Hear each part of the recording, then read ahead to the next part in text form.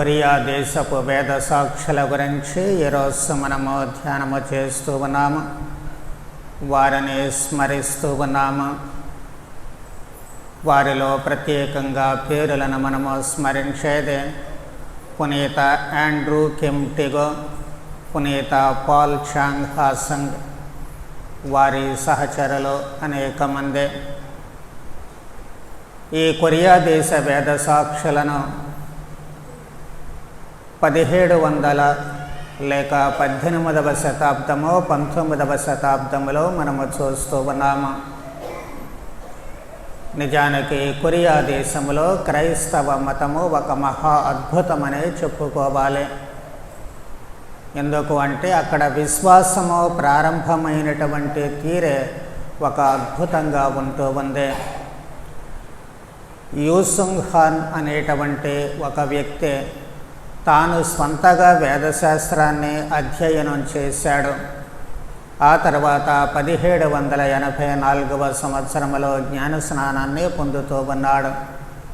ఆ విధముగా క్రైస్తవ్యము అక్కడ ప్రారంభమవుతూ ఉంది. ఎవరో మిషనరీలు వచ్చి బోధించిందే కాదు, గురువులు వెళ్ళి బోధించిందే కాదు, ఒక సామాన్య మనిషి క్రైస్తవ విశ్వాసముపై ఉన్నటువంటి నమ్మకము ద్వారా, ఆసక్తి ద్వారా క్రైస్తవ్యాన్ని అధ్యయనము చేసి మరి తాను క్రైస్తవుడిగా మారుతూ ఉన్నాడు. అలా ప్రారంభమైనటువంటి క్రైస్తవ్యము అక్కడ చాలా ఇబ్బందులు ఎదుర్కొంది అనే చెప్పాలి. క్రైస్తవులుగా మారినటువంటి వాళ్ళు చాలా హింసలు ఎదుర్కొన్నారు. తమ ఇంట్లో ఉన్నటువంటి వాళ్ళే ఎవరైనా సరే క్రైస్తవ్యాన్ని స్వీకరిస్తే వాళ్ళే హింసల పాలు చేస్తూ ఉండేవాళ్ళు. ఇటు ఇంట్లో నుంచి అటు సంఘము నుంచి కూడా బహిష్కరిస్తూ ఉండేవాళ్ళు. సమాజంలో వాళ్ళకి గౌరవం ఉండేది కాదు, హీనాతిహీనంగా వాళ్లను చూస్తూ ఉండేవాళ్ళు. చివరకు గవర్నమెంటు వారికి ప్రాథమిక హక్కులు కూడా తీసేస్తూ ఉంటుంది. ప్రాథమిక హక్కులు అంటే మాట్లాడే హక్కు కానివ్వండి, చదువుకునే హక్కు కానివ్వండి, ఇలాంటివన్నీ కూడా ప్రతి మనిషికి ప్రాథమిక హక్కులు. కానీ ఇలాంటి ప్రాథమిక హక్కులు కూడా లేకుండా వారికి చేస్తూ ఉన్నారు. ఇంత కఠినతరమైనటువంటి ఆంక్షలు చుట్టూ ఉన్నప్పటికీ కూడా అక్కడ క్రైస్తవ్యము ఆగిపోలేదు, దినదినాభివృద్ధి చెందుతూ ఉంటుంది. నిజంగా వాళ్ళ విశ్వాసానికి మనం ఈ రోజున సాల్యూట్ చేయాల్సినటువంటి అవసరము ఎంతైనా ఉంటూ ఉంది. ఎందుకంటే అసలు గురువులే లేరు. అయినప్పటికీ కూడా ఆ క్రైస్తవ విశ్వాసము ఎక్కడా కూడా ఆగకుండా ఎన్ని ఒడిదుడుకులు ఎదురైనప్పటికీ కూడా వాళ్లకు ముందుకు వెళుతూ ఉన్నారు. చివరకు కొంతకాలానికి 2 గురువులు కొరియాలో అడుగు పెడుతూ ఉన్నారు. కానీ వాళ్ళు ఎంతో కాలం అక్కడ ఉండలేకపోయారు. ఆ తర్వాత మళ్ళీ మామూలుగానే వాళ్ళ బాధలు గురువులు లేనటువంటి జీవితము. దాదాపు 40 ఏళ్ల పాటు వాళ్ళు గురువులు లేనటువంటి జీవితాన్ని జీవించారు. చివరకు 1836వ సంవత్సరంలో ప్యారిస్ నుంచి విదేశీ సువార్తా పరిచర్య సంస్థ నుంచి ఫాదర్ మౌబాంట్ అనేటువంటి గురువు వస్తూ ఉన్నారు. ఆయన ధైర్యం చేసి అక్కడ కొరియాలో అడుగు పెడుతూ ఉన్నారు. అప్పటి వరకు ప్రజలందరూ కూడా కాపరిలేని గొర్రెల్లా ఉంటూ ఉన్నారు. మరి ఈ మధ్యకాలములు అంటే ఆయన అడుగు పెట్టేంత వరకు దివ్య సంస్కారాలు కావాలి వాళ్లకు. అందుకోసమని చెప్పి అక్కడ బిషప్ గారులను, గురువులను పంపాల్సిందిగా దగ్గరలో ఉన్నటువంటి పెకింగ్ బిషప్ గారికి, అలాగే డైరెక్ట్గా పాపు గారికి కూడా ఈ విశ్వాసులు అనేక పర్యాయాలు వినతి పత్రాలు సమర్పించారు. వాళ్ళు వెళ్ళి అడుగుతూ ఉన్నారు. అయినప్పటికీ కూడా ఈ వేద హింసలకు జడిసినటువంటి వ్యక్తులు ఎవరూ కూడా అక్కడ ప్రవేశించడానికి సాహసించలేదు. చివరకు గురువులు కూడా అక్కడ అడుగు పెట్టడానికి ఎవ్వరూ కూడా సాహసించలేదు. ఎందుకంటే ఏ గురువు అడుగు పెట్టినా ఘోర ప్రమాదము అక్కడ రెడీగా వేచి ఉంది అన్నటువంటి విషయము వాళ్ళందరికీ తెలుసు. చివరకు 1886వ సంవత్సరంలో కానీ కొరియాలో మత స్వేచ్ఛ వస్తూ ఉంటుంది. కానీ అప్పటికే జరగాల్సినటువంటి అనర్థము జరిగిపోతూ ఉంటుంది. అనేక మంది తమ ప్రాణాలను పోగొట్టుకుంటూ ఉన్నారు, రక్తాన్ని చిందిస్తూ ఉన్నారు.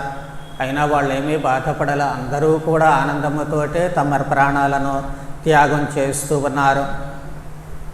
కాకి లెక్కలుగా ఉన్నటువంటి లెక్క గణాంకాలే చూస్తే అప్పటికి 10,000 మంది క్రైస్తవులు తమ ప్రాణాలు సమర్పించినట్లు తేలుతూ ఉంటుంది. వేద సాక్షులుగా తమ రక్తాన్ని ధారపోశారు. అంటే దాదాపు 100 సంవత్సరాల పాటు అలా కొనసాగింది. కాబట్టి ఈ 100 సంవత్సరాలలో 10,000 మంది మరణించినట్లుగా మనకు తెలుస్తూ ఉంటుంది. కాకపోతే వారిలో 103 మందిని మాత్రమే తల్లి శ్రీ సభ ఈ వేద సాక్షులుగా అధికారికంగా ప్రకటిస్తూ ఉంటుంది. ఆ 103 మందిలో మనకు 11 మంది గురువులు కనిపిస్తూ ఉంటారు. అలాగే 2 అమ్మగారులు ఉన్నారు. ఆగ్నెస్ కిమ్, కొలంబా కిమ్ అనేటువంటి పేర్లు బయటికి వస్తూ ఉన్నాయి. వాళ్ళిద్దరూ కూడా అమ్మగారులు. వాళ్ళు కాకుండా 15 మంది కన్యలు, అమ్మగారులు కాలేదు కానీ కన్యలుగానే ఉంటూ వాళ్ళు సేవ చేస్తూ ఉన్నారు. వాళ్ళు ఒక 15 మంది కన్యలు. ఆ తర్వాత 77 మంది క్రైస్తవులు. వీళ్ళను మొత్తం 103 మందిని పునీతులుగా తల్లి శ్రీ సభ ప్రకటిస్తూ ఉంటుంది. అలా ప్రకటించబడినటువంటి గురువుల్లో ఈరోజు మనం అనుకునేటువంటి ఆండ్రూ కిమ్ ట్యాగోన్ మొట్టమొదటి కొరియా గురువు. అంటే కొరియా వాళ్ళలో గురువుగా అభిషేకింపబడినటువంటి మొట్టమొదటి మనిషి. కాకపోతే ఆయన ఎంతో కాలము జీవించలేరు. సుమారు 1.5 ఏళ్ల మాత్రమే ఆయన జీవించారు. ఆ తర్వాత వేద సాక్షిగా మరణాన్ని పొందుతూ ఉన్నారు. ఆయన కత్తివాతకు బలై మరణిస్తూ ఉన్నారు. ఆ తర్వాత మనకు తెలిసినటువంటి పేర్లు కొన్ని ఉన్నాయి.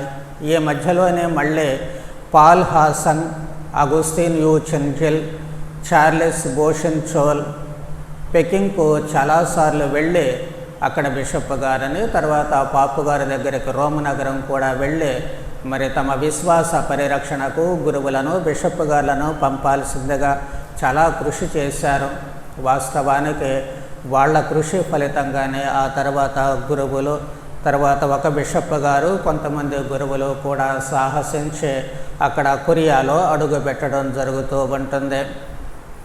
ఒక 15 మంది కన్యలు, ఇందాక అనుకున్నామే అమ్మగారులు కాదు కానీ కన్యలు ఒక గ్రూపుగా ఏర్పడి, మనకు లీషన్ ఆఫ్ మేరీ ఎలా ఉంటూ ఉన్నాయో అలాగే వాళ్ళు కూడా గ్రూపుగా ఏర్పడి జీవించేది మాత్రం మఠవాస జీవితం. అమ్మగారులు ఎలా జీవిస్తారో అలాగే జీవిస్తూ ఉండేవాళ్ళు. అలా జీవిస్తూ వాళ్ళు పేదలకు, రోగులకు చాలా సేవ చేస్తూ ఉన్నారు. హాస్పిటల్స్కి వెళ్ళి కానీ లేక ఇళ్ళ దగ్గర కానీ వ్యాధిగ్రస్తులు ఉన్నప్పుడు వాళ్ళు చాలా సేవలు, గణనీయమైనటువంటి సేవలు వాళ్ళు అందిస్తూ ఉన్నారు. అలాగే అక్కడ వేదసాక్షులుగా ఉన్నటువంటి వాళ్ళ కొంతమంది పేర్లు మనం జ్ఞాపకం చేసుకున్నట్లయితే డామియన్ నామ్ మ్యోంగ్ హ్యాక్, మేరీ యుయాన్ హో, వీళ్ళందరూ కూడాను కుటుంబ జీవితానికంటే దంపతులు, వాళ్ళు కుటుంబ జీవితానికి మార్గదర్శకులుగా కనిపిస్తూ ఉంటారు.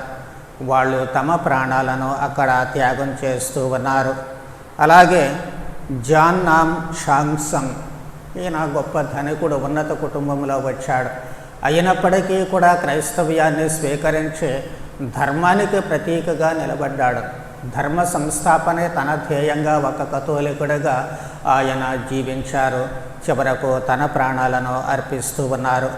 అలాగే పిల్లల దగ్గర నుంచి పెద్దవారి వరకు కూడా అనేక మంది తమ విశ్వాసాన్ని ప్రకటించారు. వాళ్లలో మనం గుర్తుంచుకోవలసినటువంటిది జాన్ పాక్ హూజే అనేటువంటి అబ్బాయి.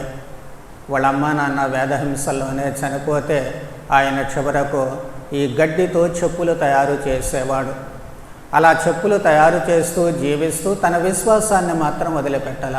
అలా రోడ్డున పడ్డానే ఇలా చెప్పులు కుట్టుకునేటువంటి స్థితికి దిగజారని అనేటువంటి బాధ లేదు. తనకు అప్పటికి ఆసరాగా అది దొరికింది, దాన్నే చేసుకుంటూ ఆయన తన విశ్వాసాన్ని వదిలిపెట్టకుండా చివరకు ప్రాణాన్ని ఇస్తూ ఉన్నాడు. అలాగే పీటర్ కుంగ్ టూగెన్ అనేటువంటి ఆయన ధ్యానానికి ప్రతీకగా ఉన్నాడు. ఎవరు ఏమనుకున్నారు అన్నది ప్రక్కన పెట్టి ఆయన తన జీవితాన్ని ధ్యానములోనే గడిపి చివరకు ప్రాణాలు అర్పిస్తూ ఉన్నాడు. ఆ తర్వాత యాన్నీ ప్యాక్ ఆగి, పీటర్ యుటెకోల్ అనేటువంటి వాళ్ళు, ఈ రెండవ అబ్బాయి పీటర్ అనేటువంటి అబ్బాయి అయితే మరి 13 సంవత్సరాల అబ్బాయి ఈ విశ్వాసానికి సాక్ష్యం ఇచ్చాడు. నేను కథోలిక విశ్వాసని అన్నాడు. ఎవ్వరు ఎన్ని చెప్పినా వినకుండా నేను క్రైస్తవుడను అని సాక్ష్యం ఇచ్చి మరి ఆయన మరణిస్తూ ఉన్నాడు. కాబట్టి అంటే 13 సంవత్సరాల వయసు పిల్లల దగ్గర నుంచి పెద్దవాళ్ళ వరకు కూడా తమ విశ్వాసాన్ని నిలుపుకోవడానికి ఎంతటి శ్రమలు అనుభవించారో మనం చూస్తే ఒళ్ళు గగుర్పడపక మానదు. విశ్వాసము అంటే అది అన్నటువంటిది మనకు అర్థమవుతూ ఉంటుంది. మరి ఈ వేద సాక్షులను ఇప్పుడు మనం జ్ఞాపకం చేసుకునేటప్పుడు వీళ్ళు ఎప్పుడో చిన్ననాడు అంటే శ్రీసభ పుట్టిన క్రొత్తలో ఉన్నటువంటి వాళ్ళు కాదు. 18, 19 శతాబ్దాలంటే మొన్న నాటివే. మరి ఈ సమయంలో కూడా వాళ్ళు అంతటి విశ్వాసాన్ని చూపించారు అంటే వాళ్ళ నుంచి మనం నేర్చుకోవాల్సినటువంటిది ఏమిటి? మొట్టమొదటిది విశ్వాస పరిరక్షణ. మన విశ్వాసాన్ని మనమే కాపాడుకోవాలి. ఎవరో కాపాడుకోవాలి, ఎవరి మీద మన విశ్వాసం ఆధారపడి ఉంది అనుకుంటే అది పొరపాటే. చాలాసార్లు మనం గురువుల్ని తప్పు పడతాము, వాళ్ళ వల్లనే విశ్వాసం పోయిందంటాము. లేకపోతే అమ్మగారులను తప్పు పడతాము, వాళ్ళ వల్లనే విశ్వాసం పోయిందంటాము. లేకపోతే ఉపదేశాలను తప్పు పడతాము, వాళ్ళ ద్వారానే విశ్వాసం పోయిందంటాము. లేకపోతే సంఘ పెద్దలను తప్పు పడతాము, వాళ్ళ ద్వారానే విశ్వాసం పోయిందంటాము. అలాగే లీజియన్ ఆఫ్ మేరీ లేకపోతే క్వైర్ కానీ ఇలా ఒక్కొక్కరిని మనం ఎంచుకుంటూ పోతూ ఉంటాము. కానీ వీళ్ళ ద్వారా మన విశ్వాసం ఎందుకు పోవాలి? నా విశ్వాసము నాదే. వాళ్ళంతా కూడా సహాయకులు మాత్రమే. పాపు గారి దగ్గర నుంచి మన పెద్దల వరకు కూడా వీళ్ళంతా కూడా మన విశ్వాసానికి సహాయం చేసేటువంటి వాళ్ళు మాత్రమే. వాళ్ళ సహాయాన్ని తీసుకొని మన విశ్వాసాన్ని మనం నిలుపుకోవాల్సినటువంటి బాధ్యత మనకు ఉంది. ఏ సహాయం లేకుండానే కొరియాలో వాళ్ళు తమ విశ్వాసాన్ని నిలుపుకుంటే మరి మనకు ఎంత సహాయం మనకు అందుబాటులో ఉంది? వాళ్ళకంటే 10,000 రెట్లు మనం అదృష్టవంతులమనే చెప్పుకోవాలి. మనకు మన ఇంటి ముంగటే రక్షణ ఉంది. అక్కడ యేసు ప్రభువు జక్కయ్యన ఇంటికి వెళ్ళి మరి ఇదిగో నేడు నీ ఇంటికి రక్షణ వచ్చిందని చెప్పినట్లుగానే ఈరోజు కూడా మన ఇంటి ముంగిటికే మనకు రక్షణ వస్తూ ఉంటుంది. మనం ఎక్కడికో వెళ్ళాల్సిన పని లేదు. గురువులే మనూరు వస్తూ ఉన్నారు, మఠవాసుల మనూరు వస్తూ ఉన్నారు, ఉపదేశుల మనూరు వస్తూ ఉన్నారు, పెద్దలు మనలోనే ఉంటూ ఉన్నారు. మరి వీళ్ళందరూ కూడా మనకు సహాయం చేయడానికి ఎంతమంది మన చుట్టూ ఉన్నప్పుడు మనము ఏం చేస్తూ ఉన్నాము? అలాగే వివిధ రకాలైనటువంటి భక్తియుత సంస్థలు లీజియన్ ఆఫ్ మేరీ దగ్గర నుంచి హోలీ చైల్డ్హుడ్ వరకు రకరకాలైనటువంటి సంస్థలు మనకు మన మధ్యలోనే ఉంటూ ఉన్నాయి. మనతోటి అవి ఏర్పాటు చేయబడుతూ ఉన్నాయి. మరి ఇవన్నీ మనకు అందుబాటులో ఉన్నప్పుడు, మన చుట్టూ కంచెలా ఉన్నప్పుడు మన విశ్వాసాన్ని మనము ఎంతవరకు ప్రకటించగలుగుతూ ఉన్నాము, మన విశ్వాసాన్ని మనము ఎంతవరకు చాటుకుంటూ ఉన్నాము అనేటువంటిది మనం ఆలోచించుకోవాలి.